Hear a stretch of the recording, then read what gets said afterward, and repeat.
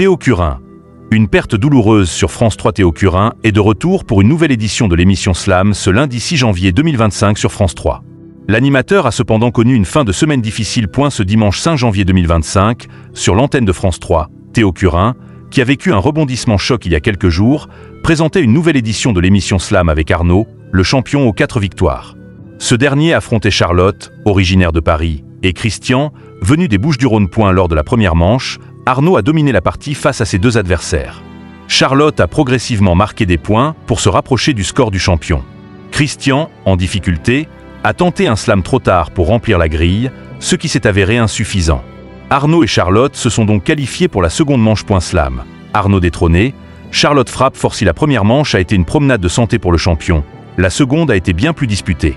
Arnaud et Charlotte se sont affrontés de manière serrée avant que la jeune femme ne décide de slammer pour tenter de remporter la manche, malgré les 13 points d'avance d'Arnaud. Elle a réussi son coup et s'est imposée. Arnaud a donc été éliminé après 4 participations et une cagnotte de 1 100 €. Charlotte a accédé à la finale, ayant chippé le titre de championne. Le thème « Les fruits qui accompagnent du salé » était au menu de cette grande finale diffusée ce dimanche 5 janvier 2025 sur France 3. Charlotte a réalisé un grand chelem, remportant 2 000 €. Elle a déjà surpassé son prédécesseur. La nouvelle championne tentera de conserver cette dynamique ce lundi 6 janvier 2025 aux côtés de Théo Curin. Slam. La fin de la parenthèse enchantée pour Théo Curin. Du côté des audiences, le jeu Slam a fidélisé 1,23 million de téléspectateurs en moyenne ce dimanche 5 janvier 2025 sur l'antenne de France 3, entre 17h27 et 18h05, soit 9,8% de part de marché auprès des 4 ans et plus. France 3 s'est classée 4e chaîne nationale, distancée par TF1, France 2 et M6.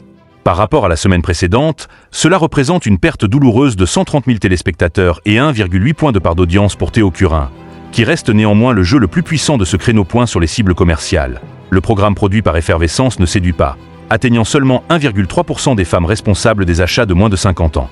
France 3 reste donc loin de la tête sur cette population prisée par les annonceurs. Slam est à retrouver quotidiennement à 17h25 sur France 3.